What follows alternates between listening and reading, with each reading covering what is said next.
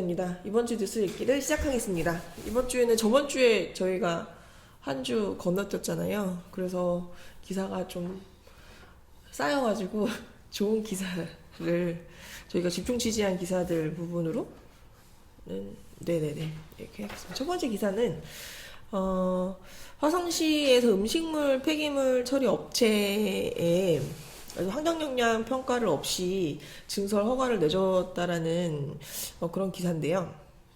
네, 이 제보가 먼저 있었던 거죠? 네, 제보가 오기도 했었고 지역의 시민단체에서도 좀 한번 취재해보는 게 어떻겠냐라고 해서 왔었는데 이게 이제 그 각 업체, 그러니까 지역마다 환경영향 평가를 하는 네. 유형청 환경청이 따로 있어요. 그런데 이제 화성시 뭐 용인 이쪽 평택인가 이쪽은 한강유형 환경청에서 이거를 이제 담당을 하는데 근데 이쪽에서는 그 폐기물 업체의 증설할 때마다 사실 환경영향 평가를 해야 되는데 이제 시행하지 않고 허가를 내줬다라는 주장이 있었습니다.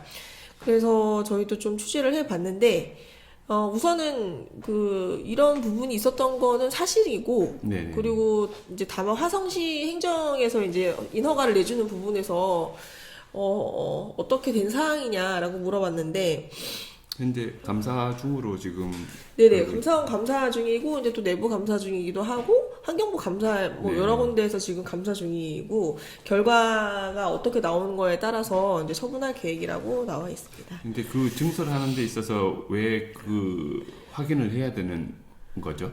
이게 그냥 법에 따라서 그런 거예요. 폐기물 관리법에 따라서 이제 시행 규칙이 지금 사실 그 전에는 2014년에 개정이 되면서 환경영향평가법 개정이 되면서 그 전에는 이게 증설함에 따라서 평가법을 받지 않아도 됐었는데 2014년부터는 그 시행 규칙이 바뀌어가지고 100톤 이상이 초과되는 그런 음식물 폐기 처리 업체에서는 반드시 시행해야 되는 부분인데 이 부분은 좀 어떻게 될 건지 저희가 이제 추후를 지켜보면 될 것 같고요.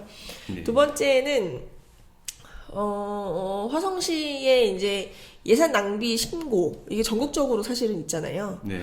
이게 국가재정법 시행령 제51조에 따라서 이제 돌리는 어떤 하나의 제도인데, 그러니까 보다가 이제 시민 누구나 예산 낭비가 되는 것 같아요라고 생각되거나 이러면 신고를 할 수 있는 거예요. 근데 신고 방법은 예산 낭비 신고 센터가 있고 국민신고도 있고 지자체에 직접 이렇게 하기도 하는데 이거를 이제 매년 예산 낭비 신고의 사례집을 이렇게 올려요. 화성시청 네. 홈페이지 내에. 그래서 저희가 2022년도에 이제 사례집이 올라왔길래 그 중에서 좀 정리를 해서 기사화를 썼습니다.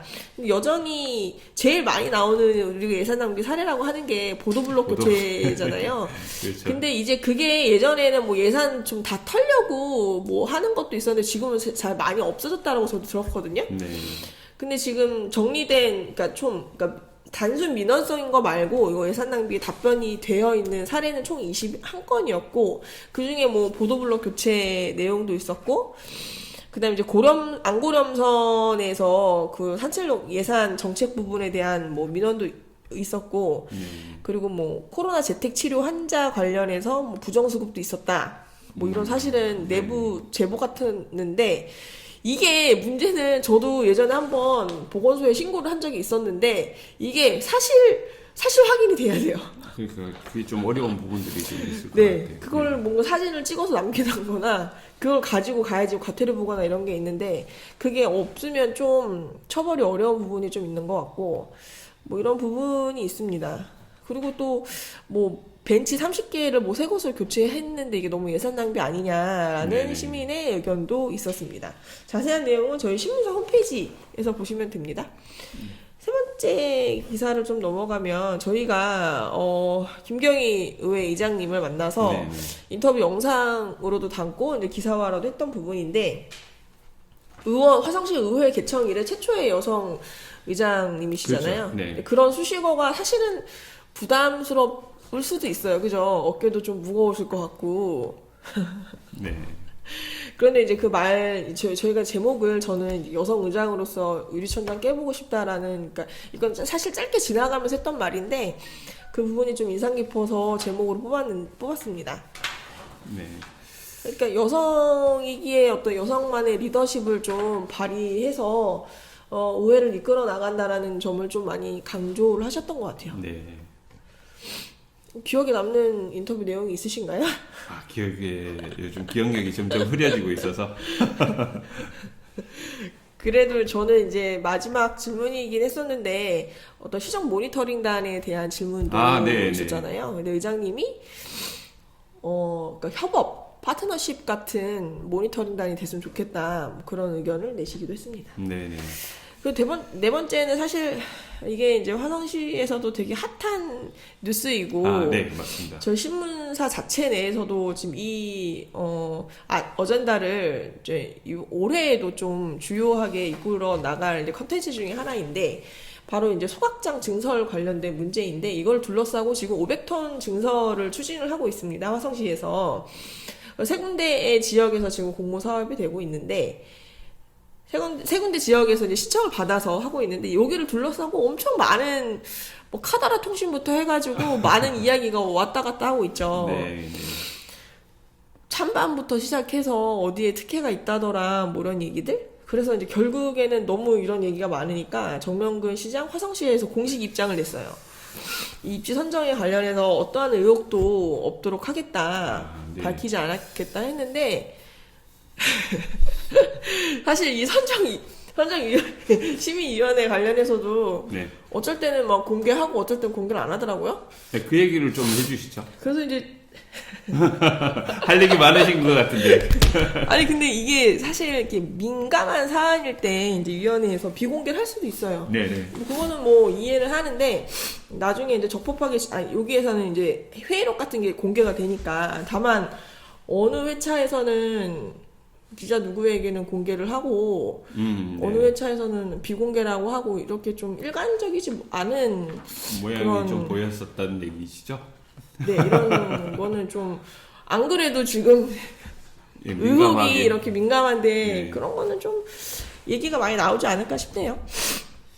그래서 여러분 화성시 홈페이지에 정보 공개, 사전 정보 공표 목록에 가면 거기에 이제 의원의 회의 결과를 이제 같이 올리게끔 되어 있거든요. 그래서 네. 이제 그런 걸 보고 하시면 좋을 것 같고, 선정의 결과가 아마도 올해 하반기에는 좀 윤곽이 드러날 것으로 보이는데, 이제 그때부터 이제 진짜 본격적인 시작이죠. 네.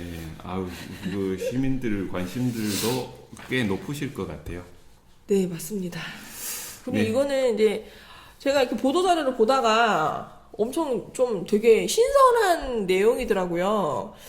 네. 지금 네 번째. 네 번째 말씀하시는 기사인데, 거죠? 네. 네 번째 기사 넘어가면 향남읍에서 고독사 예방을 위해서 이제 요구르트를 이렇게 배달하시는 배달원들을 네네. 협업을 해서 그거로 이제 독거노인이든 취약계층이든 그 사람들을 이렇게 같이 방문을 한다라는 거예요. 네네. 그래서 이게 너무 기획이나 아이디어가 괜찮아서 제가 이제 담당자에게 이제 전화를 해서 물어봤습니다. 그랬더니 이제 이 내용이 행정에서 의견이 제시된 게 아니고 향남읍 지역사회 보장 협의체가 이제 구성이 되어 있는데 네네. 거기에 이제 민간 위원분들이 인근 주변에서 고독사 모녀 고독사 사건 이런 게 너무 많이 나오니 네. 우리 지역에서 어떤 게 하면 좋을까라는 고민을 해서 이런 의견이 나왔다고 하더라고요. 그래서 이게 이제 올해 사업 중에 평가로 잘 되면 좀 더 예산을 좀 확대하고 인근 다른 동에서도 좀 확대되면 좋은 사업일 것 같다는 생각이 들어서 기사를 좀 더 취재를 해서 썼습니다. 네. 괜찮죠? 네.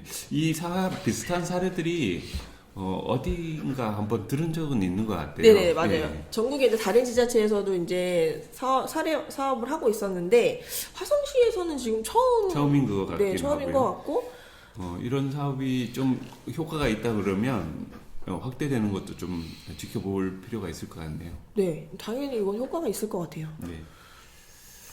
그리고 이제 마지막 뉴스인데 어제 정남면 폐기물 처리 업체에서 또 큰 네네. 화재가 났다고 해서 피디님도 맞습니다. 갔다 오셨죠? 네, 제가 잠깐 갔었었죠. 네, 오토바이 그래서- 타고 갔다 오셨죠?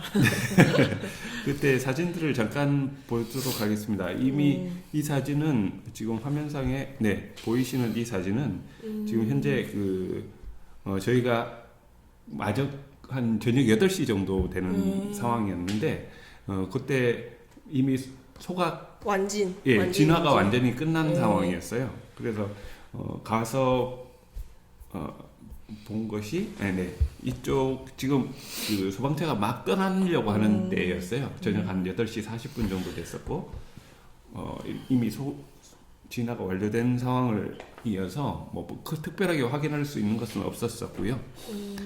어쨌든 완전하게 화재가 진압이 됐다는 걸 확인한 그런 상황이었습니다. 네, 화성시가 사실 공장도 많고 이런 자원순환 시설도 많고 그렇잖아요. 네. 그래서 사실 그런 데에서 서남북권 화성시가 화재도 전국 1위거든요. 전국 1위가 참 많아요. 화성시는. 그래서 올해 이렇게 화재가 나는 원인 뭐 이런 부분을 좀 취재를 해보면 좋겠다라는 생각이 들긴 합니다. 네. 이번 주 저희가 준비한 뉴스는 여기서 마무리를 지고 다음 주에 저희가 지금 또 나갈 기사들이 좀 많이 있거든요. 네, 네. 네, 저희 좀 빅 프로젝트로 지금 준비하고 있는 것도 하나 있죠. 네, 화성시 지금 위원회 상황들에 대한 부분들 지금 준비하고 있는 게 있고요. 네네. 그리고 근데 전국적으로도 좀 이슈 LH 관련돼서도 하는 것도 있어서 네. 저희가 좀 장기적인 프로젝트로 지금 취재를 진행하는 게 있어서 이거 좀 지켜봐 주시면 이런 게 지금 있구나 라는 뉴스를 깊이 있는 뉴스를 볼 수 있게 될 것을 기대합니다. 감사합니다. 오늘 여기서 마치겠습니다. 네, 감사합니다.